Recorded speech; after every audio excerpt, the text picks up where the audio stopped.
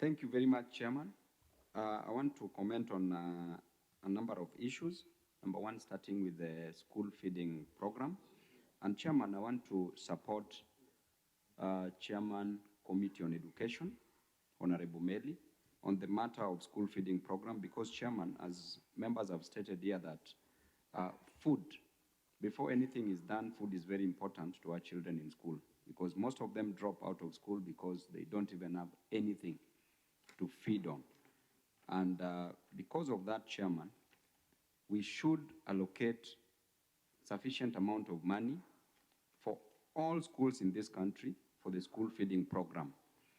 I have a problem, however, Chairman, with how the school feeding program is being run in Nairobi, because this is a function of the national government.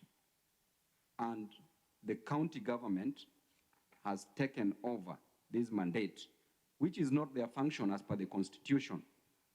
So, Chairman, you've not commented about this, Chairman Meli, that Nairobi County, are you aware that parents are being asked to pay 5,000 5 shillings per day in a year, with the total number of schools, which we have around 210 public primary schools? The total amount of money on average that is being collected in a year is around 270 million Kenya shillings. So therefore, if we are allocating money in the budget committee for the school feeding program, in addition to that, the county government is also allocating money.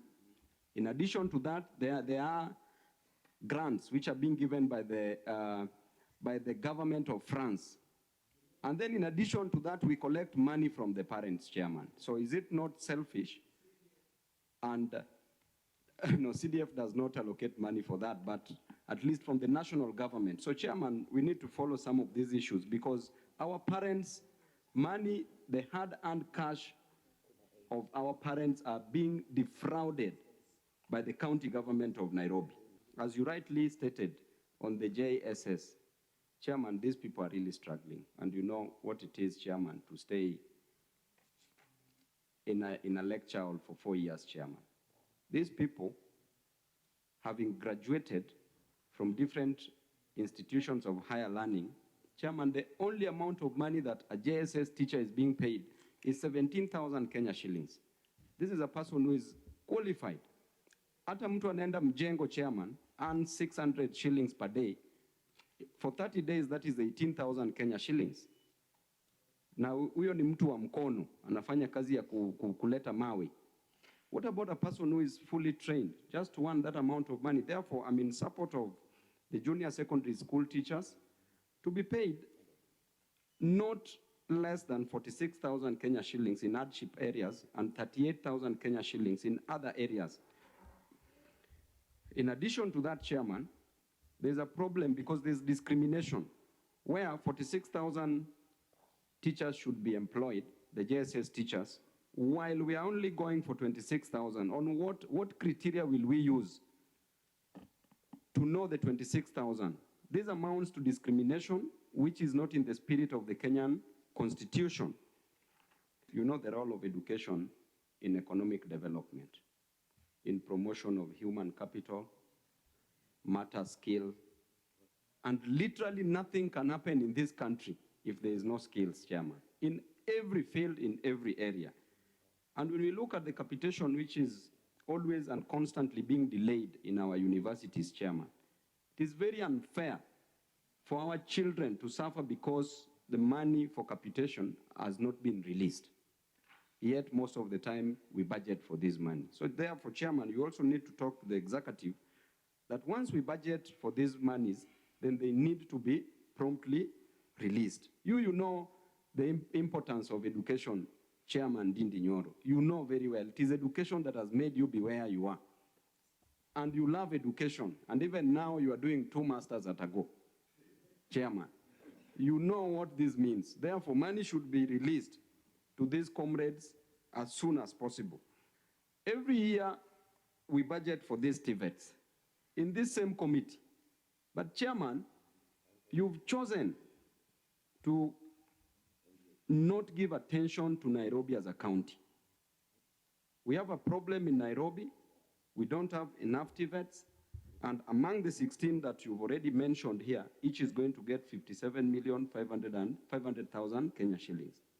You need to consider Nairobi so that at least Nairobians can have an institution where they can further their education for those who are not successful in joining the universities and other colleges. CBC, there's a problem. I want you to just, from this meeting, move to any public primary school within Nairobi. Go and see the chaos that is happening within those institutions. You find, Chairman, that one teacher who is trained to only offer 2 subjects, to teach 2 subjects. This teacher is being given 8 subjects to teach. Therefore, we are wasting those children as early as now. What does this tell us? That we need sufficient human capital. We need teachers to be employed. And these teachers, their salaries should be increased as just the way you proposed. With that, I think the CBC, at least something can be done about it. And then you've not also talked about the infrastructure for the CBCs. They are being taught biology, subjects like biology, chemistry, right at primary school level, but there are no even laboratories. So we need to move with speed because education is the first most important thing that must be taken into consideration. Lastly, Chairman, the university education. This is where there is the biggest problem. The biggest of all. This funding model, Chairman, I still don't understand it well. Because this new funding model, a social science is costing around 300,000 Kenya shillings. A course. For 4 years, that is around 1.2 million Kenya shillings. And a medical student pays 600,000 Kenya shillings. By 6 years, is around 3.6 million Kenya shillings. Then let's go back to that mama mboga or a boda boda rider who needs to raise this money, whose only hope is that child that they're educating at the university level, that one day that child will remove them from the mud where they are staying, from different slums where they are staying. Is it possible for this boda boda rider to accumulate 1.2 million Kenya shillings? Meanwhile, this person has never even touched 50,000 Kenya shillings at a go, at once. So this funding model, we need to do something about it, Chairman. And being in opposition, we will still proceed to push the government to ensure that they deliver these things that we want as per the doctrine of separation of powers, checks and balances, Chairman, which was opined by a gentleman called Charles Louis de Saint-Condat Baron de Montesquieu in France in the 17th century. Thank you, Chairman.